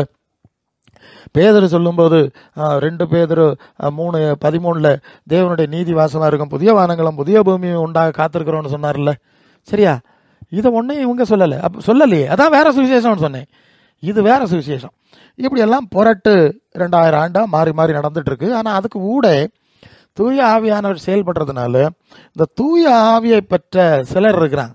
அவங்களுக்கு மட்டும் இந்த ஆவியானவர் சொல்லிக் கொடுக்குறாரு, இது கள்ளத்தனம் பொய் தந்திரம்னு சொல்றதுனால சிலர் இருக்கிறாங்க, அநேகர் இல்லை, சிலர் இருக்கிறாங்க. ஸோ அந்த சிலராகிய நாங்கள் இந்த வேலையை நாங்கள் செய்கிறோம். இது பொய், இது புரட்டு, இப்படி போங்க, எங்களுக்கு ஆண்டவர் வேலை தர்றாரு. பரலோக தேவன் இதெல்லாம் நீங்கள் சரி பண்ணுங்க, நீங்கள் செய்யுங்கன்னு எங்களுக்கு தந்த வேலையை நாங்கள் செய்கிறோம். 2 பேதுரு 2ஆம் அதிகாரம் முதல் 2 வசனத்தில் கள்ள தீர்க்க தரிசனம் ஜனங்களுக்குள்ள இருந்தாங்க, அப்படியே உங்களுக்குள்ளும் கள்ள போதரில் இருப்பார்கள். பழைய காலத்தில் கள்ள தீர்க்க தரிசிகள் வேதப்பட்டர்கள் இருந்தாங்கல்ல, இது மாதிரி உங்களுக்குள்ளும் கள்ள போதரில் இருப்பார்கள். அவர்கள் கேட்டுக்கு ஏதுவான வேத புரட்டுகளை தந்திரமாக நுழைய பண்ணுவாங்க. வேத புரட்டு, இயேசு சொல்லாதது, அப்போஸ்தலர் சொன்னாதது, இதுக்கு சம்பந்தம் இல்லாத புரட்டலை தந்திரமாக அது கேட்கறதுக்கு சரியா இருந்த மாதிரி இருக்கும், நன்மையாக இருந்த மாதிரி இருக்கும், அப்படி இருந்த மாதிரி தான் இருக்கும். அதான் தந்திரம். நீங்கள் ஈஸியாக கண்டுபிடிக்க முடியாது. கண்டுபிடிக்க முடியாத ரீதியில் தந்திரமாய் நுழைய பண்ணி தங்களை கிரயத்துக்கு கொண்ட ஆண்டவரை மறுதளித்து, தங்களை விலைக்கு வாங்கின இயேசு, ரத்தத்தால் விலைக்கு வாங்கினார் இயேசுவை மறுதளிச்சிருவாங்க. எப்படி? அப்போ இயேசு இப்படி தான் சொன்னார், அதை செய்வோன்னு இவன் சொல்ல மாட்டான். இயேசு இப்படி தான் நடந்தார், அப்படியே நம்ம நடப்போன்னு இவன் சொல்ல மாட்டான். இப்போ புரியுதுல? அதுதான் கோரு. இவன் இந்த இயேசுவை மறுதளிச்சிருவான், தூரி போட்டுட்டு ஒரு கள்ளத்தனமான இயேசுவை கொண்டு வருவான். அதுக்கு இந்த இயேசுக்கு வாழ்க்கைக்கும் வார்த்தைக்கும் உபதேசம் சம்மந்தமே இருக்காது. அந்த இயேசுவை மறுதளிச்சு தங்களுக்கு தீவிரமான அழிவை வருவித்துக் கொள்வார். 22ஆம் வசனம், அவருடைய கெட்ட நடக்கைகளை அநேகர் பின்பற்றுவார்கள், அவர்கள் நிமித்தம் சத்திய மார்க்கம் தூசிக்கப்படும், அது குழப்பப்படும், கலக்கி விட்டுருவாங்க. இவங்க ஒருத்தன் தப்பு பண்ணால் எல்லாம், ஏன்னா இப்படி பண்ணுறதுல நிறைய ஜனங்கள் விரும்புகிறாங்க, நிறைய ஜனங்கள் வருவாங்க, நமக்கு பணம் சம்பாதிக்கலாம். இப்போ இயேசு சொன்னால் இடுக்கமான வாசல்னு சொல்லிட்டு போகிறாரு, சிலர் தான் வருவாங்க, தன்னைத்தான் வரது சிலுவை எடுக்காதவன் என்னை பின்பற்ற முடியாதுன்னு சொல்லுவார். அப்போ இயேசுக்கு சீசனாக மாற முடியாது, நமக்கு நிறைய ஆளை மாற்ற முடியாது, தன் ஜீவனை வறுக்காதவன் சீசனாக இருக்க மாட்டான்னு சொல்லியிருக்கு. ஏன் வருவான் அந்த மார்க்கத்துக்கு? தனக்கு உண்டானவெல்லாம் வறுக்கத்தா சீசனாக இருக்க மாட்டான்னு சொல்லியிருக்கு. சீசத்துவத்தை நம்ம ஸ்தாபிக்க முடியாது, நமக்கு கோபுரம் கட்டி கார் வாங்க முடியாது அப்படின்லாம் தெரிஞ்சுதான் இப்படி போனோன்னா மற்றவனாலும் பார்ப்பான், ஓ இதுதான் ஈஸி, இயேசுநாதருக்கு பின்னால் போனால் சரி வராதுன்னு சொல்லி இந்த கெட்ட நடக்கையில் அநேகர் பின்பற்றுவாங்க. சத்திய மார்க்கத்தில் சிலர் தான் பின்பற்றுவாங்க. அதான் கேட்டுக்கு போகிற வாசல் விசாலம் நிறைய போகிறாங்க, ஜீவனுக்கு போகிற வாசல் வழி நெருக்கம் இடுக்கம் சிலர் போகிறாங்கன்னு ஆண்டவர் சொல்லிட்டார். சரிதானே? சரி. அப்போ இந்த கெட்ட நடக்கையில் தான் நிறைய கூட்டம் பின்பற்றுது, அதுக்கு பின்னால் நிறைய பேர் போகிறான். அவனோட சத்தியத்தை பேசினாலும் சண்டை பிடிப்பான மாட்டான், ஏன்னா அவனுக்கு வயிற்று பிழைப்பு அலைஞ்சிரும். இது ஒரு தினம் கேட்க மாட்டான், ஏற்கனவே இதுதான் அங்கே ஸ்தாபிச்சிருக்காங்க, அது வழியாக போனால் நமக்கு உயிர் வாழலாம், இல்லைன்னா சா வேண்டியதான். இயேசுநாதர் சொன்ன மாதிரி தன் ஜீவன் ரட்சிக்க விரும்புகிற அதை இழந்து பண்ண மாதிரி ஆகிடும், அதுக்கு போக முடியாதுன்னு சொல்லிட்டு சண்டை பண்ணுவானுவன், தகராறு பண்ணுவானுவன். ஏன்னா அரசியல் பண்ணுவான், அவனுக்கு 10 பேரை சேர்க்கணும்ல. நம்ம இடையில போய் ஒன்று சொல்லிட்டோன்னா அவனுக்கு பிரச்சனை, ஆஹா உண்மையை சொல்லிட்டான், நம்ம கொள்கை இப்போ போயிடும், இதை இப்போ கொண்டு தெரிஞ்சா நமக்கு கோபுரம் கட்ட முடியாதுன்ட்டு சண்டை பண்ணிட்டு என்ன பண்ணிடுவான், போயிடுவான். சரி, கெட்ட நடக்கையில அவர்கள் நிமிஷம் சத்திய மார்க்கத்தை குழப்பி விட்டுருவான். கேட்குறவங்களுக்கும் குழப்பம், இது என்னடா இப்படி இருக்கு, கேட்பான் நிறைய பேர், இப்படி இருக்கு, அவர் இப்படி சொல்லிட்டா நீ இப்படி செய்கிற, குழப்பம் தூஷணம் எல்லாம் உண்டாக்கி அது நடக்குது இல்லை. இந்த பையவை ஒரு இயேசு சொல்லுவான், நான் சொல்கிறேன் ஒரு இயேசுவை தானே இந்த பையவை எல்லாம் சொல்கிறான். இவனை ஏன் ஒருதன் மூஞ்சியை ஒருதன் பார்க்கல, ஒருத்தனுக்கு எதிராக ஏன் ஒருதன் நடக்கிறான், ஒரே புக்கு தான் இந்த பையவை எல்லாம் வச்சுருக்கான். இத்தனை பிரிவுகளும் இத்தனை மார்க்கங்களை இவன் ஏன் சண்டை போடுறான், கோர்ட்டு கேஸு வழக்குன்னு நடந்துட்டு இருக்குது. ஒரே பைபிள் வச்சிருக்க பையன் ஒரே இயேசுநாம சொல்கிறான். இனி ஆவி கூட்டம்னு ஒன்று இருக்குது, எத்தனை ஆவி கூட்டம் இருக்குன்னு நீங்கள் பாருங்கள். ஒரு ஆவி கூட்டம் இன்னொரு ஆவி கூட்டத்தோட சேராது. இந்த ஆவி கூட்டம் அதை வஞ்சிக்கிற ஆவின்னு சொல்லும், அந்த ஆவி கூட்டம் இதை சொல்லும். இயேசு நாமத்தை செய்கிற பையவா இவ்வளோ பிரிஞ்சு கிடக்க வேண்டிய அவசியம். ஒரு இயேசு தானே சொன்னான், ஒரே பைபிள் தானே வச்சுருக்கான், ஒரே ஆவிதான் இருக்குன்னு போட்டிருக்கு, ஒரே ஆவிதான் உண்டுன்னு நம்புறான். மொத்தத்தில் எத்தனை ஆவி இருக்குங்க, ஒவ்வொருத்தனுக்கும் ஒவ்வொரு ஆவி தானே. அப்போ இது சாத்தான் தானே, வஞ்சிக்கிற ஆவி தானே, பிசாசு தானே. எவ்வளவு தூரம் ஆவி கூட்டப்பாக கேஸ் நடத்துகிறான் சபைக்கு, வேற ஒன்றும் இல்லை. இவன் இங்கே சபைக்கு பக்கத்தில் சபை கட்டிட்டான், ஏன் சபை கிட்ட கேஸ் நடந்துட்டு இருக்குங்க, வழக்கு நடந்துட்டு இருக்கு போலீஸில். அவன் கேட்குறான், என்னடா பைத்தியக்கார பயவில் 2 பைபிளும் இயேசுங்கிற, 2 பேரும் ஒரே பைபிளுங்கிற, 2 பேரும் ஆவி கூட்டங்கிற. ஒரு உணர்வு இல்லாத இதான் அந்த ஆவி கூட்டத்தில் போய் சிக்காதுன்னு நான் சொல்கிறேன். முதல்ல இயேசுவோட இரு, இயேசு நாசனத்தில் வாசி, இயேசுக்கு ஆவியை பெற்றுக்கொள், இயேசு நடத்துகிற மாதிரி நீங்கள் இயேசு ஆவியில் நீங்கள் நடவங்க, அதெல்லாம் பிரச்சனை கிடையாது. நானும் எல்லா சூழ்நிலையிலும் பிரசங்கம் பண்ணுறவன் தானே. எனக்கு எல்லா பாவிகளுக்கும் பிரசங்கம் பண்ணோம். சிஎஸ்ஏ பாவி, பெந்தகோஸ்தே பாவி, கத்தோலிக்க பாவி, இல்லையா, எல்லா பாவி மனுஷருக்கு பிரசங்கம் பண்ணது எனக்கு தந்த வேலை. பாவியில் அடிச்சு பெந்தகோஸ்தே பாவிகளுக்கு பிரசங்கம் பண்ணாண்டாமா, இவன் மனந்திரம் வேண்டாமா, இவனுக்குள்ளே இருக்க வஞ்சிக்கிற ஆவியை காட்டி கொடுக்கணும், அந்த வேலையும் செய்கிறோம். அதே நேரம் மற்ற அவங்கள்ட்ட இருக்கிற காரியத்தையும் ஓகே இது இருக்குது சரியாக தான் சரிங்க, இது இப்படி இருக்குது, இதை இப்படி செய்யுங்க. அதனால் எனக்கு எல்லார்கிட்டும் பேசுகிறதுக்கு தேவன் அனுமதி அங்கீகாரம் தந்திருக்கார். அதனால் எல்லா பாவி கூட்டத்துக்கும் பேசுகிறோம். நீதிமானாக இருந்தால் இன்னும் நீதிமான் ஆகுன்னு பேசுகிறோம், பரிசுத்தவான்னா இன்னும் பரிசுத்தவான் ஆகுன்னு பேசுகிறோம். ஏகப்பட்ட வேலை இருக்குல்ல, எல்லாம் சூழ்நிலைக்கு செய்கிறோம். சரி, ஓகே, இதுதான் தூஷணம் தான் நடந்துகிட்ருக்கு, இதை புரிஞ்சுக்கணும். இங்கே அடுத்தது ஒரு விஷயத்தை நாம் பார்க்குறோம். இது யோவான் 1:2 அவர் ஆதியிலே தேவனோடு இருந்தார், இவர் குமாரன், கர்த்தருடைய தூதனானவராய் தேவதூதர்களுக்கு மேலான நிலையில் எங்கே இருந்தார்? ஆதியிலே தேவனோடு பரலோகத்தில் இருந்தார். இந்த செய்தியெல்லாம் நம்ம வசனம்லாம் சிந்திச்சு பார்த்துருக்கோம். இப்போ தானியேல் 7:13-14 சொல்லுது, ராத்தரிசனங்களிலே நான் பார்த்து கொண்டிருக்கையில் இதோ மனுஷகுமாரனுடைய சாயலான ஒருவர் வானத்து மேகங்களுடனே வந்தார். அவர் நீண்ட ஆயுசுள்ள ஒரு இடம் மட்டும் வந்து அவர் சமீபத்தில் கொண்டு வரப்பட்டார். சகல ஜாதிகளையும் ஜாதியாரும் பாஷக்காரரும் அவரையே சேவிக்கும்படி அவருக்கு கர்த்தத்துவம், மகிமை, ராஜரீகம் கொடுக்கப்பட்டது. அவருடைய கர்த்தத்துவம் நீங்காத நித்திய கர்த்தத்துவம், அவருடைய ராஜ்யம் அழியாதது அப்படின்னு ஒரு தீர்க்க தரிசனத்தை தானியேல் மூலம் ஒரு தரிசனத்தை பார்க்குறாரு. அது என்னது? மனுஷகுமாரனுடைய சாயலாய் ஒருவர் இருந்தார், இன்னொருவர் நீண்ட ஆயுசு உள்ளவர். நீண்ட ஆயுசுள்ளவர் பிதாவாகிய தேவனை குறிக்கிற விஷயம்னு நம்ம வெளிப்படுத்தின விசேஷத்தில் படிக்கிறோம். 4ஆம் அதிகாரத்தில் வந்தால் நீண்ட ஆயுசுள்ள சதா காலங்களிலும் உயிரோடு இருக்கிறவர்னு வார்த்தை இருக்குது. அதான் நீண்ட ஆயுசுள்ளவரை அவர் தொழுது கொண்டார். இது பிதாவாகிய தேவனை குறித்த ஒரு காட்சி. ஸோ அவரிடத்துல இந்த குமாரன், அவர் ஆதியிலே தேவனோடு இருந்தாருன்னு நம்ம படிச்சுட்டோம் இல்லையா யோவானில், அந்த குமாரன் ரூபத்தில் இருக்கிறவர் அவரை கொண்டு வரப்பட்டார். அவருக்கு என்ன தகுதி கொடுக்கப்படுதுன்னா, எல்லா ஜனங்களும் அவரை ராஜாவாக, தலைவராக, எஜமானாக, ஆண்டவனாக பின்பற்றும்படி அவருக்கு அங்கீகாரம் கொடுக்கப்பட்டதுன்னு ஒரு செய்தி, தரிசனம். இது நடக்கலை, அது நடக்க இயேசு பிறக்கிறதுக்கு 500 வருஷத்துக்கு முன்னே. அந்த அடிப்படையில் தான் இயேசுவை தேவதூதர்களுக்கு மேலான நிலையிலிருந்த இயேசுவை தேவதூதர்களுக்கு கீழான நிலையில் மாம்சத்தில் மனுஷ ரூபமாய் மரியாள் இடத்துல உருவாக்கினார் என்பது செய்தி. எபிரேயர் 1:6 மேலும் தமது முதற் பெயரானவரை உலகத்தில் பிரவேசிக்க செய்த போது தேவதூதர்கள் யாவரும் அவரை தொழுது கொள்ள கடவர்கள் என்றார். இந்த வசனத்தில் உள்ள ஒரு மொழிபெயர்ப்பு புரட்ட நான் உங்களுக்கு சொல்லணும். முதற் பெயரானவர்னா யாரு? இந்த இயேசு அல்லது குமாரன், பரலோகத்தில் ஃபர்ஸ்ட் பார்ன். ஆமாம், தேவனுடைய சிருஷ்டிக்கு ஆதியாக இருக்கிறவர் சொல்லுகிறதாவது லவோதோக்கியா சபைக்கு இயேசுனார் சொன்னார்ல, அந்த முதலாவது பிறந்தவர். இன்று நான் உம்மை ஜனிப்பித்தேன், அது எபிரேயர் 1:1. அவர் தேவனால் பிறப்பித்தவர், தேவனுக்குள்ளிருந்து வந்தவர். இவரை உலகத்தில் பிரவேசிக்க செய்தார். உலகத்தில் பிரவேசிக்க செய்யணும்னா தேவதூதர்களோட கீழே நிலைமை கொண்டு வரணும் இல்லையா? பிரவேசிக்க செய்த போது தேவதூதர்கள் யார்? ஏஞ்சல்ஸ் யாவரும் அவரை தொழுது கொள்ள கடவர்கள்னு மொழிபெயர்த்துட்டாங்க. இந்த இதை நீங்கள் மேலோட்டமாக படித்தா, அப்போ இயேசுவை குமாரனா உலகத்தில் இயேசுன்ற பேரில் அவரை அனுப்பின போது தேவதூதர்கள் எல்லாரும் அந்த இயேசு குழந்தையை தொழுது கொள்ள வேண்டும் என்று சொன்னாருங்கிற மாதிரி தான் தெரியும். ஆனால் அதுக்கு அர்த்தம் அது இல்லை. அந்த அதாவது தேவதூதர்கள் யாவரும் தன்னையே, இந்த இயேசுவை உலகத்தில் அனுப்பின தன்னை தொழுது கொள்ள வேண்டும் என்று சொன்னார் என்பதுதான் அந்த வசனம். ஏன்னா அந்த மூல மொழியில் நீங்கள் போனீங்கன்னா கிரீக்கில் அந்த அவரை தொழுது கொள்ள கடவர்கள்னு வார்த்தை இருக்குல்ல, அந்த அவரை என்பதற்கு கிரீக்கில் இருக்கிற வார்த்தை ஆட்டோஸ். என்னது? ஆட்டோஸ். ஆட்டோஸ்னா என்ன அர்த்தம்? இந்த ஆட்டோமேட்டிக்னு சொல்கிறாங்கல்ல, அதான் தானே, தனக்கு, தனக்குத்தானே, தனக்குத்தானே என்றுதான் அந்த ஆட்டோஸ்ங்கிற வார்த்தையினுடைய பொருள். அதுக்கு விளக்கம் என்னன்னா, தன்னையே தொழுது கொள்ளும்படி செய்தார். மேலும் முதற்பயிரானவரை உலகத்தில் பிரவேசிக்க செய்த போது தேவதூதர் யாவரும் தன்னையே தொழுது கொள்ள கடவர்கள் என்றார். தன்னையே, தன்னைத்தானே, தன்னையே, அதான் ஆட்டோஸ். இப்போ புரிஞ்சிருக்கோம். தேவதூதர்களுக்கு சொன்னார். இதுதான் அங்கே இருக்க வார்த்தை. இவரும் என்ன மொழிபெயர்த்தான்? இயேசு குழந்தையை ஆராதிக்கணும்னு சொன்ன மாதிரி ஒரு வார்த்தையை அவரையே, தன்னையேன்னு போடுறதுக்கு என்ன பண்ணிட்டான்? அவர் என்ன போட்டான். இதை வேணா நாங்கள் உறுதிப்படுத்திடுவோம். அப்போ இயேசு பிறந்த போது தேவதூதர்கள் இயேசு குழந்தையை தொழுது கொண்டார்களான்னு ஒரு கேள்வி வருது இல்லை? அவர் சொல்லியிருந்தா செஞ்சிருக்கணும்ல. அது லூக்கா 2:14 வருது. அந்த தேவதூதர்கள் தேவனை தொழுகை செய்கிறாங்க. அந்த மேய்ப்பர்கள் மந்த மேய்ச்சிட்டு இருக்கும்போது பரம சேனையின் திரள் அங்கே தோன்றி இப்படி இயேசு குழந்தை பிறந்திருக்கிறார், நீங்கள் போய் பாருங்கன்னு சொல்கிறாங்க. சொல்லிட்டு என்ன செய்கிறாங்க, அது லூக்கா 2:14, உன்னதத்தில் தேவனுக்கு மகிமையும் பூமியில் சமாதானமும் மனுஷர் மேல் பிரியமும் உண்டாவதாக என்று சொல்லி தேவனை துதித்தார்கள். இருக்கா? தேவனை தானே துதிச்சாங்க. இயேசு துதிக்கல, குழந்தை அவங்க ஆராதிக்கல, தேவனை. அந்த எபிரேய வசனம் எவ்வளோ கரெக்டாக மேட்ச் ஆகுது பார்த்தீங்களா?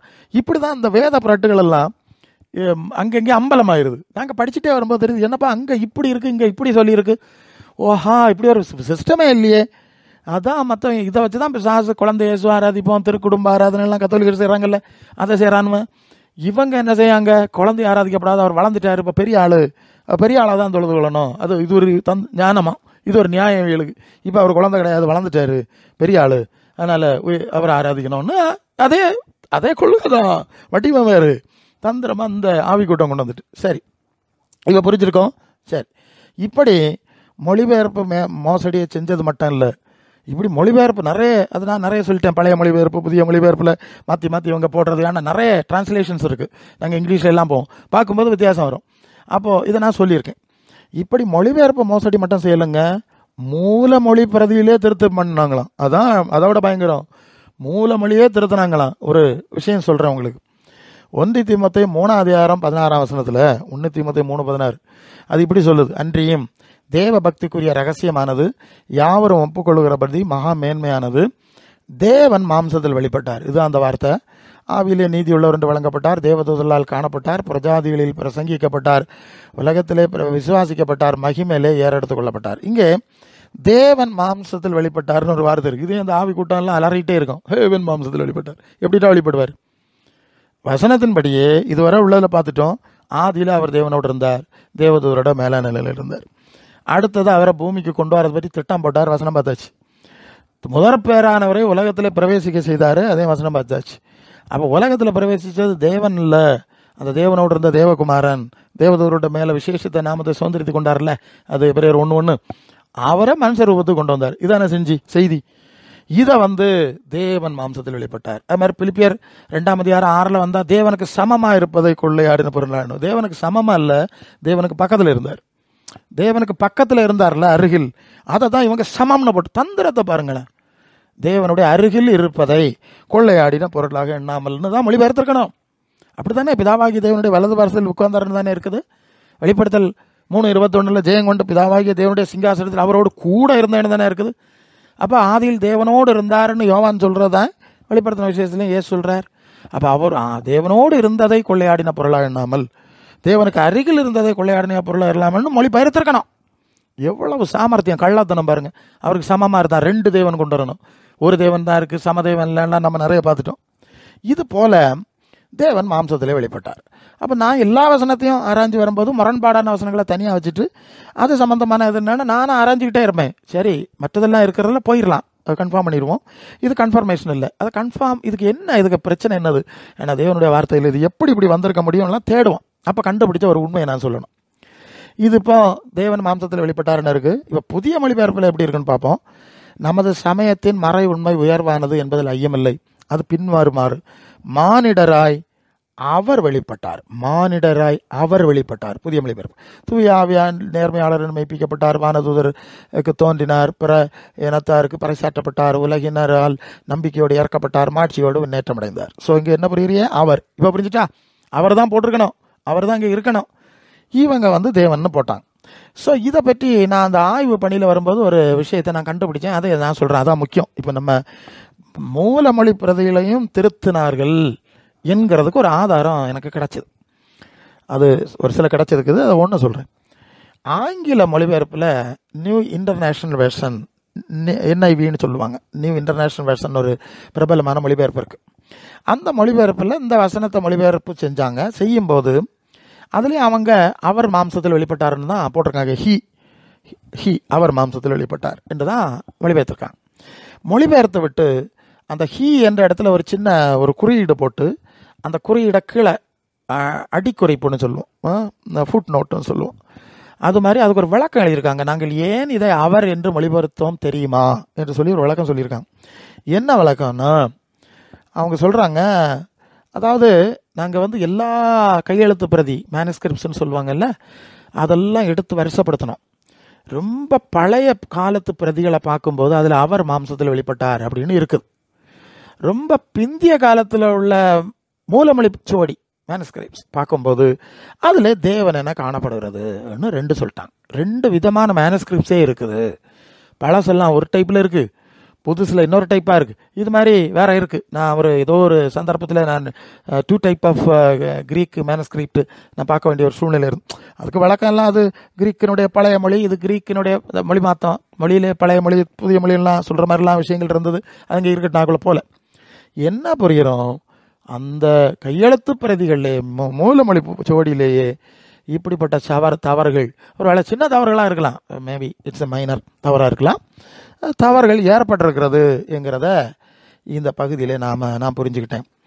அப்போ எரேமியா 8:8-9 சொன்ன மாதிரி வேதபாரருடைய கள்ள எழுத்தாணி அதை அபத்தமாக்குறது அப்படின்னு சொன்னார்ல, இது மாதிரி இந்த காலத்திலும் மூலமொழியை திருத்துற காரியங்கள் நடந்திருக்கிறது இடையில என்கிறது தெளிவானது. ஆனால் இப்போ சாஸ் அன்னைக்கு இருக்கிறான் என்னங்க இருக்கிறான், அவன் அதான் சொன்னான்ல, பவுல் சொல்லிட்டார்ல, அதை அந்த வஞ்சிக்கிற பிசாசு ஏவாளை வஞ்சித்த மாதிரி வஞ்சிப்பான்னா வேதத்தை திருத்தணும், பல ஏற்பாடு திருத்தணும், புதிய ஏற்பாடு திருத்துறது பெரிய காரியமானா செஞ்சுருக்கான். அது நிறைய நடக்காவிட்டாலும் அது அப்பப்போ நடந்திருக்கு. அது நிறைய விஷயங்களை படிக்கும்போது எங்களுக்கு தெரியுது, இது என்னப்பா இப்படி விசித்திரமாக போகுது. அப்போ அதுக்கு பின்னணியில் ஒரு சம்பவம் இருக்குது. இதை நீங்கள் ரொம்ப முக்கியமாக மனசில் வச்சுக்கணும். ஸோ இந்த வசனம் நிறைவேறுது. இன்னொரு விஷயத்தை நான் உங்களுக்கு தெளிவாக்க விரும்புகிறேன். இந்த கிறிஸ்தவ மார்க்கத்தினுடைய தலைமை பீடம் இருக்குல்ல, ஹெட் குவார்ட்டர்னு சொல்கிற மாதிரி, அது எங்கே இருக்குன்னா கிறிஸ்தவ மதம் ரோமில் இருக்குது. அதுதான் அந்த கத்தோலிக்க சபை, அவருடைய தலைவர் போப். இது எல்லாருக்கும் உலக அறிஞ்ச விஷயம். மற்றதெல்லாம் சின்ன சின்னது தானே. அந்த மதத்தினுடைய இந்த வேதத்தை அவங்க தானே கையில் வச்சுருந்தாங்க, அவங்க தானே எழுதுனாங்க, அவங்க தான் மொழிபெயர்த்தாங்க. அல்லன்னா அவங்க தான் இதை நமக்கு அவங்க வழியாக தான் வந்தது, அவங்ககிட்ட தான் இருந்துங்கிறது மறந்துடக்கூடாது. எவ்வளோ காலம் அவங்க கையில் இருந்து வெளியே காட்டாமல் வச்சுருந்தாங்க, கொடுக்காம வச்சுருந்தாங்க. அது ஒரு பெரிய பிரச்சனை, அது ஒரு வரலாற்று செய்தி. இப்படி இந்த அந்த கத்தோலிக்க மார்க்கத்தினுடைய தலைமை பீடம் போப்பு மாதிரிலாம் அடிக்கடி சொல்கிற ஒரு காரியம் என்ன தெரியுமா, அதாவது இந்த பைபிள் ரொம்ப பழசானது, பழமையானது, அது அந்த காலத்துக்கு தான் பொருந்தும், இந்த காலத்துக்கு பொருந்தாது, இதை மாற்றி அமைக்க வேண்டும்னு அடிக்கடி சொல்லுவாங்க. இப்போ சமீபத்தில் இருக்க இந்த போப்பு கூட சொன்னாருன்னு நான் கேள்விப்பட்டேன். அடிக்கடி சொல்லுவாங்க, இந்த பைபிள் இப்படி இருக்கக்கூடாது, இதை மாற்றணும் அதை இந்த காலத்துக்கு ஏற்ப மாற்றணும் அப்படின்னு அவங்க சொல்லிக்கிட்டே வந்திருக்காங்க. அப்போ இதிலேருந்து ஒரு காரியம் தெரியுது, இயேசுவும் அப்போஸ்தலன் சொன்ன அந்த வேத புரட்டு ஆவி, கள்ள ஆவி வரோன்னெலாம் சொன்னார்ல, அது பல காலம் தன் வேலையை செஞ்சுக்கிட்டே வந்திருக்குங்கிறது நமக்கு புரியுது. அதனால தானே அவங்க சொல்கிறாங்க, முன்னால் செஞ்சாங்க நமக்கு தெரியாது, அவங்க செஞ்சு ரகசியமாக வச்சுட்டா நமக்கு தெரியாது, கண்டுபிடிக்க முடியாது. இப்போ அவங்க சொல்கிறதுனால, நம்ம கேட்கக்கூடிய மீடியா சொல்லி கேட்கறதுனால, ஓஹோ இது ரொம்ப காலமாக இப்படி ஒரு காரியம் நடந்திருக்கா, இப்போ திருப்பியும் இன்னும் திருத்தணும்னு சொல்கிறீங்களா அப்படிங்கிறத நம்ம புரிஞ்சுக்கிறோம். ரொம்ப கவனம். இந்த கிறிஸ்தவ மதத்தினுடைய தலைமை என்ன செஞ்சதுன்னா, முதல்ல செஞ்சது பைபிளை யாருக்கும் கொடுக்கப்படாது. முதல்ல கொடுத்தா இதில் இருக்கிற படித்தா நம்ம சொல்கிறதெல்லாம் தப்புன்னு அவனுக்கு மனசிலாயிரும், கொடுக்கப்படாதுன்னு தான் ரொம்ப காலம் யாருக்குமே கொடுக்க மாட்டாங்க. இது எல்லாரும் படிக்கக்கூடாது, அது அந்த பாதிரியார் மட்டும்தான் பிரசங்கமே பண்ணணும், வேற யாராவது பிரசங்கம் பண்ணால் அது அடுத்த பிரச்சனை, படிக்கக்கூடாதுன்னு சொன்னாங்க. மற்ற மொழிகளில் மொழிபெயர்க்கக்கூடாது, அதுன்னா மக்களுக்கு தெரிஞ்சிடும். அதனால் என்ன செஞ்சாங்கன்னா, இந்த பைபிளை மொழிபெயர்க்க முயன்றவர்கள், இந்த பைபிளை பற்றி பேச முயன்றவர்கள்லாம் கொலை செஞ்சாங்க. அப்போ நீங்கள் வரலாறு திருச்சபை வரலாற்றில் போங்க தெரிஞ்சிடும். ஜான் வைக்லிஃப், டின்டேலு, நிறைய இருக்கு. எல்லாரையும் பல ரீதியில் ஒடுக்கி எல்லாம் பாவிகள் நம்ம கொல்லணும்ன்ட்டு கொன்றார்கள். அதான் இயேசு நாமத்திலே அதை செஞ்சாங்க. உங்களை கொலை செய்கிறவன் எனக்கு தொண்டு செய்கிறவன் காலம், தேவனுக்கு தொண்டு செய்கிறவன் காலம் வரும்னு ஆண்டவர் சொன்னார் 16:1-2 யோவானில். அது அப்படியே நடந்தது. இந்த மாதிரி பைபிளை படித்த சின்ன பிள்ளைகளை கூட, ஒரு வாலிப பிள்ளைகள்லாம் எரிச்சு கொண்டாங்கங்கிற செய்தி வரும். இந்த பைபிளை இப்படியோ வாங்கி, ஆனால் அது மொழிபெயர்க்கக்கூடாதுன்னு கொண்டாங்க. அதை தாண்டி மொழிபெயர்த்தாங்க. யார்? மார்ட்டின் லூத்தர் காலத்தில். அவர் ஒரு பாதிரியாராக இருந்தவர் தான். அவர் பாதிரியாராக இருந்து படித்தா இங்கே பைபிளில் இருக்கிறது ஒன்று, இங்கே வெளியே பேசுகிறது ஒன்றுங்கிறத அவர் பாதிரியாராக இருந்தனால கண்டுபிடிச்சார். அவர் அதை மொழிபெயர்த்தார். அவரை கொல்றதுக்கு நிறைய முயற்சி பண்ணாங்க, அவர் தப்பிட்டார். அவர் ஜெர்மன் மொழியில் மொழிபெயர்த்துட்டார். இந்த பைபிளை படிக்கிறதுக்கு ஜனங்களுக்கு ஆசை, இதில் என்ன இருக்குன்னு ஆசைப்பட்டாங்க. ஆனால் படித்தா அந்த பைபிளை படிக்கிறவர்களை கொல்லணும்னு போட்டு அந்த பைபிளை வாங்கி படித்தவங்களை கொலை செஞ்சாங்க. அந்த சம்பவம் கம்பத்தில் கட்டி எரிச்சு கொண்டாங்க. அந்த சம்பவம் நடந்திருக்கு. இந்த புதிய பைபிளின் அடிப்படையில் பிரசங்கம் பண்ணுறவங்களெல்லாம் கொலை செஞ்சாங்க, ஜெயிலில் போட்டாங்க. அப்படி ஒருத்தர் தான் ஜான் பன்னியன். ஜான் பன்னியன் வந்து இந்த வேதத்தை பிரசங்கம் பண்ணார். அவங்க என்ன வச்சுருக்காங்கன்னா, எங்கள் பாதிரி மாதிரி தான் பிரசங்கம் பண்ணணும், அவங்க சொல்கிறத மக்கள் கேட்கணும், வேற யாரும் அந்த வேதத்தை படிக்கவும் கூடாது, அந்த வேதத்தின்படி பிரசங்கம் பண்ணக்கூடாதுன்னு சட்டம் போட்டு அதை மீறி செயல்பட்ட ஜான் பன்னியனை பிடிச்சி ஜெயிலில் வச்சுட்டாங்க. இப்போ பல வருஷங்கள் அவர் ஜெயிலில் அடைபெற்றிருந்து, அந்த காலத்தில் அவர் கிடைச்ச கனவு தான் பரதேசியின் மோட்ச பிரயாணம், உச்சிதப்பட்டின பிரயாணம்னு சொல்லுவாங்க. அந்த புத்தகத்தை அவர் எழுதினார். இதெல்லாம் செஞ்சது யாருன்னா இந்த கிறிஸ்தவ மார்க்க தலைமை பீடம், இந்த கத்தோலிக்க மார்க்கம், இவங்க தான் செஞ்சாங்கங்கிறது வரலாற்று ரீதியில் நாம் கற்றுக்கொள்கிற, வரலாற்று இருந்து படிக்கிற உண்மை. சரிதானே? இவங்க தான், இது வழியாக தான் அந்த புஸ்தகம் வந்துன்னா இது எப்படி வந்திருக்கோன்னு உங்களுக்கு ஒரு ஐடியா கிடச்சிருக்கும். இதுக்கு எதிராக எவ்வளோ வேலை, ஆனால் தேவனுடைய கிருபையினால அது ஆவியானவர் பாதுகாக்கிறார். அதை நான் உங்களுக்கு சொல்லணும், அதை அப்புறம் சொல்கிறேன். இப்போ இன்னொரு வசனத்தை கூட நான் உங்களுக்கு சொல்லிட்டு அதுக்குள்ளே போகலாம். ரோமர் 9:4-5, ரோமர் 9:4-5 அந்த வசனம் எப்படி இருக்குது? அவர்கள் இஸ்ரவேலரே, புத்திர சுவீகாரமும் மகிமையும் உடன்படிக்கைகளும் நியாயப்பிரமாணம் தேவாராதனைகளும் வாக்குத்தத்தங்களும் அவருடையவைகளே, பிதாக்கள் அவருடையவர்களே, மாம்சத்தின்படி கிறிஸ்துவும் அவர்களில் பிறந்தாரு, இவர் என்றென்றைக்கும் ஸ்தோத்தரிக்கப்பட்ட சர்வத்துக்கு மேலான தேவன், ஆமேன். இப்படி அந்த வசன பதிர். இந்த வசனத்தை நீங்கள் மேற்பூச்சா படித்தா கிறிஸ்து அவரேன்னு, கிறிஸ்துவும் அவர்களில் பிறந்தாரேன்னு சொல்லிட்டு இந்த கிறிஸ்து தான் என்றைக்கும் ஸ்தோத்தரிக்கப்பட்ட சர்வத்துக்கு மேலான தேவன் புரிஞ்சிக்க மாதிரி இருக்கு. அதான் அந்த மொழிபெயர்ப்புடைய கள்ளத்தனம். அப்படி புரிஞ்சிருக்கிற மாதிரி தான் அந்த பகுதி இருக்கும். ஆனால் அந்த வசனம் என்ன சொல்லுதுன்னா, இஸ்ரவேலர்களுக்கு தேவாராதனை, அது 4ஆம் வசனத்தில் இஸ்ரவேலர்களுடைய தேவ ஆராதனையிலே இஸ்ரவேலர்களுக்குள்ளதான் தெய்வ நம்பிக்கை அவங்களுக்குள்ளது, தெய்வ ஆராதனை அவங்களுக்குள்ளது. அதுதான் அங்கிருந்தா நம்ம பெற்றோம், அவங்கள்ட்ட தான் வந்ததுன்னு தான் அவர் சொல்லிட்டு வர்றாரு. அவங்க தான் முதல்லப்பா இல்லை, இப்பிதாக்கள்லாம் அவருடைய மாம்சத்தில் கிறிஸ்துவும் அந்த நியாயப்பிரமாணத்தின்படி அந்த இஸ்ரவேல் கோத்திரத்தில் தானே பிறந்தாரு அப்படின்னு சொல்லிட்டு, இவர் என்றென்றைக்கும் ஸ்தோத்தரிக்கப்பட்ட சர்வ உள்ள தேவன் சொல்லப்படாது. ஏன் சொல்லப்படாது? இஸ்ரவேலருடைய தேவன் கிறிஸ்து கிடையாது, மேசியா கிடையாது. மேசியா கிறிஸ்து ரெண்டு ஒரே வார்த்தை. இஸ்ரவேலர்களுக்கு தேவன் யார் கிடையாது? மேசியா கிடையாது. அந்த மேசியாங்கிற வார்த்தை தான் கிரீக்கில் கிறிஸ்து, தேவனால் அங்கீகரிக்கப்பட்டவர், அபிஷேகிக்கப்பட்டவர். அப்போ அப்படிப்பட்டவர் மேசியாவாகிய கிறிஸ்து இஸ்ரவேலருடைய தேவன் கிடையாது. அதானே? தேவ ஆராதனைகள் அவங்களுக்குடையது. அங்கிருந்து தான் அந்த தேவனும் தேவ ஆராதனை நமக்கு வந்துன்னு தான் முந்தின வசனத்தில் சொன்னார்ல. அப்போ இந்த இடத்துல கிறிஸ்து தேவன் சொல்லப்படாதுல்ல. அந்த வசனம் எங்கே படுறோம்னா, அந்த இஸ்ரவேலருடைய தேவனே சர்வத்துக்கும் மேலான தேவன்னு, அதான் அந்த வசனத்துக்கு பொருள். அப்படிதான் மொழிபெயர்த்திருக்கணும். கிறிஸ்து அல்ல, கிறிஸ்து மாம்சத்தில் பிறந்தார். இந்த இஸ்ரவேலருடைய தேவன் கிறிஸ்துவை இஸ்ரவேல் வம்சத்தில் அனுப்பி வச்சார்ல மேசியாவாய், அந்த தேவனே சர்வத்துக்கு மேலான தேவனுங்கிறது அந்த வசனத்துக்கு பொருள். ஆனால் எவ்வளோ கள்ளத்தனமாக மொழிபெயர்த்திருக்காங்க பார்த்தீங்களா? நல்லா கவனிக்கணும், எவ்வளோ கள்ளத்தனமாக மொழிபெயர்த்திருக்காங்க பார்த்தீங்களா? ஸோ இப்படி தவறாக புரிந்து கொள்ள வேணும், தவறான மொழிபெயர்ப்பு செஞ்சுருக்காங்க. இப்போ அதையும் உறுதிப்படுத்துவோம். இதே ரோமர்கள் நிருபத்தில் இது எத்தனை அதிகாரம்? இது 9ஆம் அதிகாரம் 4-5. 9ஆம் அதிகாரம் ரோமர் 9:4-5. இப்போ நீங்கள் அதே பவுல் அதே நிருபம் 15ஆம் அதிகாரத்துக்கு வருவோம். 15:5-6 என்ன சொல்லாருன்னா, நீங்கள் ஒருமனப்பட்டு நம்முடைய கர்த்தராகிய இயேசு கிறிஸ்துவின் பிதாவாகிய தேவனை ஒரே வாயினாலே மகிமைப்படுத்தும்படி பொறுமையும் ஆறுதலையும் அளிக்கிற தேவன் கிறிஸ்து இயேசுடைய மாதிரியின்படி நீங்கள் ஏக சிந்தை உள்ளவர்களாக இருக்கும்படி உங்களுக்கு அனுக்கிரகம் செய்வாராக. என்ன புரிஞ்சுங்க? கர்த்தராகிய இயேசு கிறிஸ்துவின் பிதாவை தான் நீங்கள் எல்லாரும் தொழுது கொள்ளணும். சரிதானே? அந்த வசனம் என்ன சொல்லுது? கிறிஸ்துவே மெய்யா சர்வத்துக்கு மேலான தேவனுங்கிற மாதிரி மொழிபெயர்த்தாங்க. அந்த மொழிபெயர்த்து தப்புங்கிறதுக்கு புரியறதுக்கு அடுத்த வசனத்தில் வந்தா, எப்பா இங்கே கிறிஸ்து இல்லை, கிறிஸ்துவை அனுப்பின பிதாவாகிய தேவனை தான் எல்லாரும் மகிமைப்படுத்தணும், ஆராதிக்கணும், ஒரே மாதிரி செய்யணும். ஏன்னா இயேசுவும் அப்படி தான் செஞ்சார், மாதிரி காண்பிச்சாரு. அந்த மாதிரியின்படி தான் நீங்களும் ஒரே சிந்தையாக இருக்கணும், ஒருத்தன் கிறிஸ்துவையும் ஒருத்தன் பிதாவையும் ஆராதிக்கப்படாதுன்னு தெளிவாக சொல்கிறார். அதே நிருப்பம் அதே பவுல் சொன்னது. இப்போ புரிஞ்சுதா? மொழிபெயர்ப்பு கள்ளத்தனம் எவ்வளோ உச்சகட்டமான சாமர்த்தியம் காட்டியிருக்குன்னு. சரி, இப்படி பைபிள் எழுத்தாளர்கள் மூலம் சாத்தான் செய்த மோசடிகளை அந்த பைபிள் வசனங்களையே காட்டி தந்துடுது. எங்களுக்கு அப்படி தான் வாசிட்டு வந்தால் என்னடா இது, அங்கே அப்படி இருக்குது, இங்கே எப்படி இருக்குது, அப்போ எதை எடுக்கிறது, அப்போ நிறைய இருக்கிறது மாதிரி எல்லாம் பார்த்து முடிச்சுட்டு இந்த முரண்பாடானதை தனியாக வச்சு ஆராயும் போது தான் இந்த கள்ளத்தனங்களை கண்டுபிடிச்சோம். ஸோ இந்த மகா சிக்கலான பிரச்சனைக்கு என்ன பரிகாரம்? இப்போ நிறைய இருக்குது, ஆசிட்டிஸ் இதுதான். இதுக்கு என்ன பரிகாரம்னா, அதுக்கு ஒரு பரிகாரத்தை தேவன் வச்சிருக்கிறாரு. அதுதான் நாம் முக்கியமாக கற்றுக்கொள்ள வேண்டும். அந்த பரிகாரம் என்ன என்கிறது. ஏன்னா அந்த செயல்பாடில் தான் இதை நாங்கள் கண்டுபிடிக்க வேண்டியது. இந்த பைபிளை படித்தா மட்டும் கண்டுபிடிக்க முடியாது. தேவன் இதுக்கு ஒரு பரிகாரத்தை வச்சிருக்கிறார், ஏற்கனவே அது செயலில் இருக்கு. அந்த பரிகார அந்த ஆயுதத்தை பயன்படுத்தி தான் இந்த காரியத்தை தேவன் எங்களுக்கு வெளிப்படுத்தினார். அதை உங்களுக்கு இப்போ நான் சொல்லித்தர்றேன். 2 தீமோத்தேயு 3:16-17 2 தீமோத்தேயு 3:16-17 அது என்ன சொல்லுதுன்னா, வேத வாக்கியங்கள் எல்லாம் தேவ ஆவியினாலே அருளப்பட்டிருக்கிறது. இதுதான் விஷயம். வேத வாக்கியங்களை கொடுத்தது யாரு? தேவ ஆவியானவர். தேவனுடைய மனுஷன் தேறினவன், அந்த வேத வசனங்களை தேறினவன், எந்த நற்கிரியம் செய்ய தகுதி உள்ளவன் அப்படி இருக்கணும்.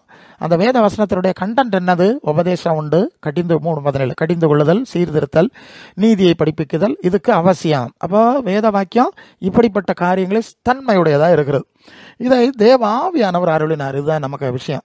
அப்போ இந்த வேத வாக்கியத்தை கொடுத்தது ஆவியானவர், சொன்னது மனிதர்கள், அதை எழுதினது மனிதர்கள், அதை பிரதி எடுத்தது மனிதர்களை தவிர அதுக்கு ரூட் வேர் மூலம் ஆவியானவருங்கிறத புரிஞ்சுக்கிறோம். ஸோ இந்த ஆவி இப்போதும் செயல்படுது. அன்னைக்கு இருந்த அதே ஆவி இன்னைக்கும் செயல்படுது. இதுதான் நமக்கு சேஃப்டி ஜோன், பாதுகாப்பான விஷயம், ஏரியா இதுதான்.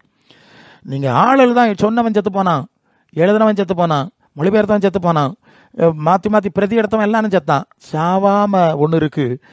எந்த தேவ ஆவியானவர் இந்த காரியங்களை அன்று வெளிப்படுத்தி கொடுத்தாரோ அதே ஆவியானவர் என்ன இருக்கிறார். சரிதானே? இதுதான் மிக மிக மிக முக்கியமான காரியம். அதனால்தான் இயேசு யோவான் 14:26 சொல்வார், நான் என் நாமத்தினாலே பிதா அனுப்பக்கூடிய பரிசுத்த ஆவியாகிய தேற்றரவாளன் உங்களுக்கு போதிப்பார். அந்த தேற்றரவாளன் எல்லாவற்றையும் உங்களுக்கு போதிப்பார், எல்லாத்தையும் போதிப்பார். பைபிள் இல்லை, பைபிள் அங்கே இருக்கட்டும். இந்த தேற்றரவாளன் போதிப்பார். நான் உங்களுக்கு சொன்ன எல்லாவற்றையும் உங்களுக்கு நினைப்பூட்டுவார். நீ பைபிள் இருந்தோ இல்லையோ அவர் நினைப்பூட்டுவார். ஒன்று புரியணும், நீங்கள் இப்போ தான் நம்ம பைபிள் வச்சுருக்கோம். ரொம்ப காலம் தெளிவாக சொன்னால் இந்த இயேசுவின் போதனைகளும் அப்போஸ்தலருடைய நிருபங்கள்லாம் பதிவு செய்யப்பட்டு நம்முடைய கரங்களுக்கு கிடைக்கிறது வரை, அல்லது பதிவு செய்யப்படுறது வரைக்கும் பரிசுத்த ஆவியானவர் தான் அந்த காரியங்கள் எல்லாம் கற்றுக் கொடுத்து கொண்டு இருந்தார். இயேசு சொல்லிட்டார், அப்போஸ்தலர் அவங்க உபதேசம் பண்ணிட்டு ஜெபம் பண்ணாங்க, பரிசுத்த ஆவி வந்துட்டார். இந்த ஆவியானவர் மற்றவங்களை போதிச்சு நடத்தக்கூடிய ஒரு ஏற்பாடு தான் தேவன் செஞ்சார். இந்த ஆவியானவர் நான் சொன்னதெல்லாம் உங்களுக்கு நீ பைபிள் படிக்காமலே உனக்கு ஞாபகப்படுத்தி தருவார். இயேசுவும் கூட அந்த ஆவியினால தான் அவர் பல ஏற்பாட்டு எல்லாம் படிச்சிருக்க வாய்ப்பு கிடையாது. அவர் இந்த ஆவியானவருடைய இதில் தான், அதான் இவன் கல்லாதவனாக இருந்தும் வேத எழுத்துக்களை எப்படி அறிந்திருக்கிறான் அப்படின்ட்டுலாம் எப்படி பேசுகிறான் அப்படின்னு இயேசு பற்றி சொன்னாங்கல்ல, அது ஒன்று. யோவானையும் பேதுருவான் பார்த்து இவங்க கல்லாதவர்களாக இருந்தோம், இதெல்லாம் எப்படி வந்ததுன்னு சொல்கிறாங்கல்ல. இந்த ஆவியானவருடைய ஞானத்தினால தான் எல்லா காரியமும் அவர்களுக்கு வெளிப்பட்டு விட்டது, அவங்க சொல்ல முடிஞ்சது, பேச முடிஞ்சது. சரி, இதே காரியத்தை இயேசுவின் சீடர்களுக்கும் ஆண்டவர் கொடுக்குறாரு. இந்த ஆவியை உங்களுக்கு தருவேன், நான் சொன்னதெல்லாம் அந்த பாவை எப்படி கிறிஸ்தானுக்கு மறைச்சான் பேசினாலும் இந்த ஆவி உங்களுக்குள்ள உண்மையை சொல்லி தந்துரும்னு சொன்னார். இதுதான் தேவன் எனக்கு தந்த ஒரு அனுபவம், நான் கற்றுக்கொண்டேன். ஓஹோ, இதனால தான் எனக்கு இது வழங்கிச்சு, அதனால் எனக்கும் வழங்காமல் இந்த ஏமாத்து கூட்டத்தில் சிக்கியிருப்பேன். ஓ, அது சரி. அப்போ வசனங்களை வாசிக்கவும் சிந்திக்கவும் ஆவியானவர் உதவி செஞ்சாருங்கிறத புரிஞ்சுக்கிட்டேன். யோவான் 16:13 சத்திய ஆவியாகி அவர் வரும்போது சகல சத்தியத்துக்குள்ள உங்களை நடத்துவார். இந்த ஆவியானவர் நடத்துவார். ஒரு பிரசங்கி நடத்துவான், பாஸ்டர் நடத்துவான், சபை நடத்துவான், ஈவன் பைபிள் நடத்துவான்னு கூட சொல்லலை. இந்த ஆவியானவர் நடத்துவார். அவர் எப்படி செய்ய முடியுமோ அவர் செய்வார். அதுக்குரியது. அவர் தம்முடைய சுயமா பேசாம தான் கேள்விப்பட்டது, இதுக்கு முன்னே நடந்தது, அவருடைய அது கேள்விப்பட்டதுன்னா அந்த ஆவியானவர் உங்கள்கிட்ட பேசும்போது அந்த நாளுக்கு முன்னால என்னெல்லாம் நடந்தது பாஸ்ட்ல தான் கேள்விப்பட்டது இல்லையா, நடந்தது, அவருக்குள்ள இருக்குது எல்லாவற்றையும் உங்களுக்கு சொல்லி வரப்போகிற காரியங்களை, அப்போ கடந்த காலத்தில் உள்ளதையும் சொல்லுவார், இனி வரப்போகிற காரியம் தீர்க்க தரிசனமாக சொல்லுவார், இந்த ஆவியானவர் சொல்லுவார் என்று இயேசு ஒரு காரியத்தை சீடர்களுக்கு கொடுக்கிறார். 1 யோவான் 2:24-27 வரை, ஆகையால் ஆதி முதல் நீங்கள் கேள்விப்பட்டது உங்களில் நிலைத்திருக்க வேண்டும். நீங்கள் அப்படி நிலைச்சிருந்தா நீங்கள் குமாரனிலும் பிதாவிலும் நிலைத்திருப்பீர்கள். என்ன அழகா வருது, ஆதி முதலே இருக்கிறது பிதாவும் குமாரனும் தான் இருக்கிறாங்க. 3 நாள்லாம் கிடையாது. நான் விளக்கியிருக்கேன் ஆவியானவர் எப்படி பிதாவானவர் ஆவியா இருக்கிறார், அவைய ஆவியா செயல்படுறது நான் விளக்கியிருக்கிறேன். சரி, அப்போ பிதாவும் குமாரன்ல தான் இருப்பீங்க. இந்த பேவை 1ன்னு சொல்லுவான், 3 1ன்னு சொல்லுவான், ஏசு தான் கடவுள்னு சொல்லுவான், இப்படி எல்லாம் சொல்லுவான். அதெல்லாம் போகாத. ஆதி முதலே இருக்கிறது பிதா குமாரன் தான். இது எங்க இருக்கு? ஆதி அங்க பரலோகத்துல அவர் ஆதியிலே தேவனோடு இருந்தார், அந்த ஆதியிலிருந்து தொடங்குது, அதுல இருக்கணும். அதில் அடுத்தது நித்திய ஜீவனை அளிப்பேன் என்பதை அவர் நமக்கு செய்த வாக்குத்தத்தம். அடுத்த பிரச்சனை முடிவற்ற மகிழ்ச்சியான வாழ்வுங்கிற பரலோக ராஜ்யம்னு பார்த்தோம்ல, இதுதான் வாக்குத்தத்தம்.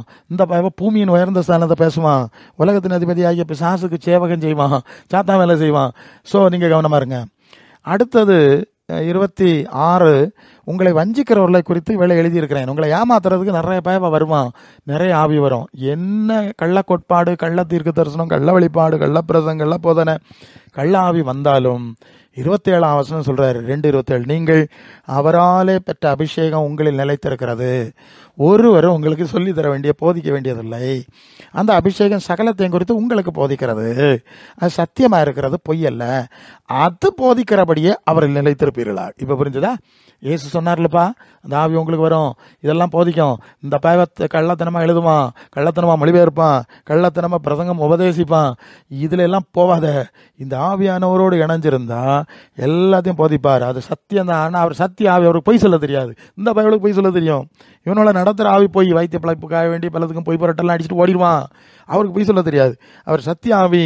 அதனால நீங்கள் அதிலேயே நிலைத்திருக்க வேண்டும் என்று சொல்லுகிற ஒரு காரியத்தை நாம் பார்க்குறோம். கலாத்தியர் 1:11-12, கலாத்தியர் 1:11-12 சொல்லுவார், சகோதரரே, என்னால் பிரசங்கிக்கப்பட்ட சுவிசேஷம் மனுஷருடைய யோசனையில் வந்ததில்லை. நான் பைபிள் காலேஜ் படித்தவன் கிடையாது, இந்த பைபிள்கிட்ட ஒன்றும் படித்தது கிடையாது, உங்களுக்கு தெரிவிக்கிறேன் அது சொல்லிவிட்டு அவர் சொல்லுகிறார், நான் அதை ஒரு மனுஷனால் பெற்றதும் இல்லை, மனுஷனால் கற்றதும் இல்லை, இயேசு கிறிஸ்துவே அதை எனக்கு வெளிப்படுத்தினார். பற்றியெல்லாம் எவ்வளோ மேலான ஒரு காரியம்.